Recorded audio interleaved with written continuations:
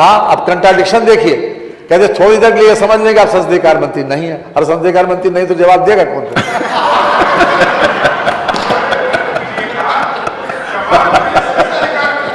और दर्द समझने के लिए सामान्य विधायक हैं। हमने कहा दो रूप में आ जाइए, सामान्य विधायक रूप में हमारी पीड़ा समझ लीजिए, जवाब तो वही कार्य मंत्री के रूप में सहानुभूति अध्यक्ष जी ने जवाब देने के लिए विधायक को नहीं बुलाया। इस समय बुलाया जो हमारे साथ मेरे पास जो जिम्मेदारी है उसके आधार पर मुझे बुलाया जवाब देने में।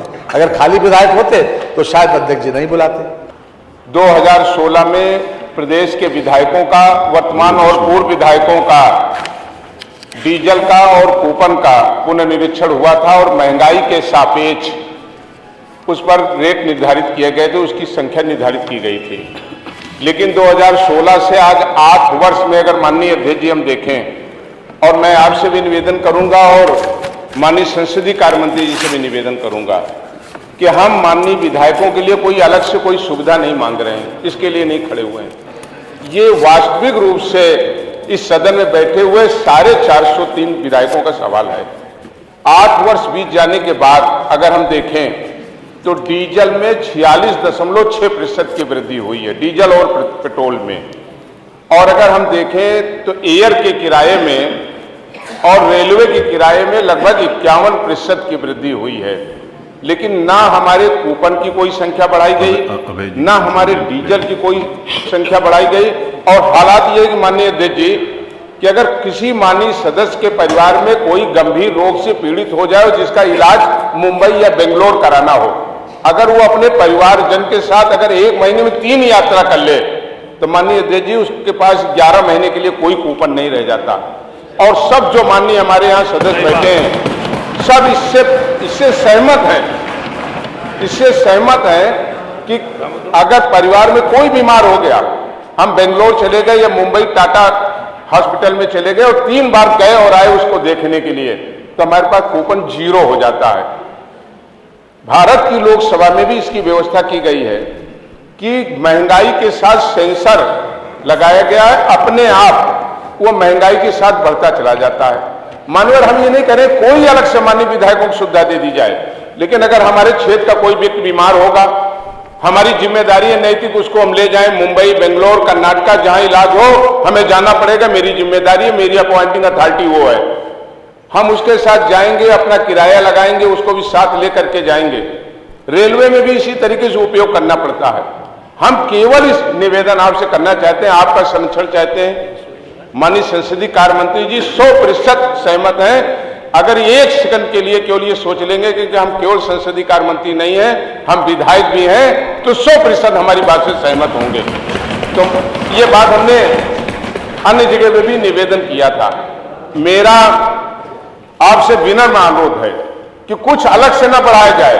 2016 से लेके आज तक जो महंगाई बढ़ी है 2024 तक, उस महंगाई को हमारे डीजल पर भी और हमारे कूपन पर भी और हमारे अन्य भत्तों पर जोड़ दिया जाए, यही मैं निवेदन आपसे करना चाहता हूं। और मैं हाथ जोड़ के निवेदन करूंगा, आप उदार हैं, क्यों जवाब मत दीजिए, इसकी वास्तविकता को जान लीजिए। पीछे भी सब लोग सहमत हैं, जितने साथी बैठे हैं सब सहमत हैं इस पे।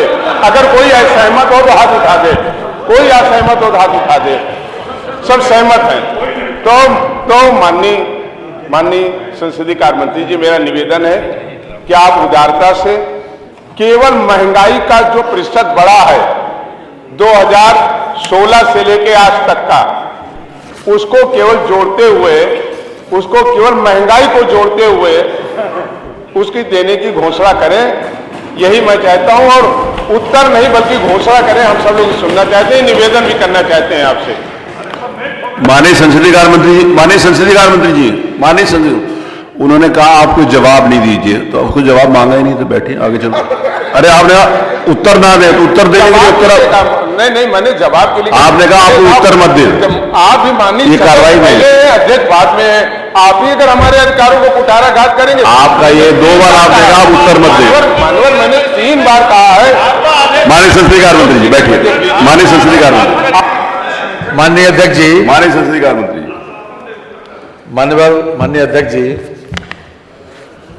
जो माननीय श्री मनोज पांडे जी ने जो विषय उठाया है माननीय, ठीक है। माननीय आप भी बहुत दिनों से अभी नियमावली आपने पुनरीक्षित की है और जो पुनरीक्षित नियमावली है उसमें भी मान्यवर देख लें कि 300 का कब उठ सकता है मान्यवर। औचित्य प्रश्न इस नियमावली या संविधान के ऐसे अनुच्छेदों जिससे सदन का कार्य विनियमित होता हो, तो इससे मान्यवर सदन का कौन सा कार्य विनियमित होता है मान्यवर। ये अब पूरी बात हमने बीच में नहीं बोले, हमें इनके साथ पूरी सहानुभूति है मान्यवर कि इनके साथ जो ठगी हो गई। कल हम फोन करते आपको, फोन हम आपको करते, लेकिन बजट में व्यस्त अगर न होते, हमने सोचा था कि रात में बात करेंगे और उससे हम पूरी सहानुभूति हमें आपके प्रति है और हम कोशिश भी करेंगे कि हम आपका हाउस में कह रहे हैं सीरियसली कि आपकी उसमें जो भी न्याय संगत मदद हो वो हो, जरूर ये मैं करूँगा। लेकिन मान्यवर ये विषय आपने वहाँ जहाँ उठाना चाहिए था वहाँ आपने उठाया, वो फोरम सही था जहाँ उठाया, लेकिन मान्यवर ये किसी भी तरीके से नियम 300 के अंतर्गत आता नहीं है मान्यवर, और नियम 300 के अंतर्गत आता तो हम इस पर जरूर जवाब दे देते। दूसरी बात मान्यवर, अभी आपने कहा, अब कंट्राडिक्शन देखिए, कहते थोड़ी देर के लिए समझ लेंगे आप संसदीय कार्य मंत्री नहीं है, और संसदीय कार्य मंत्री नहीं तो जवाब देगा कौन सा?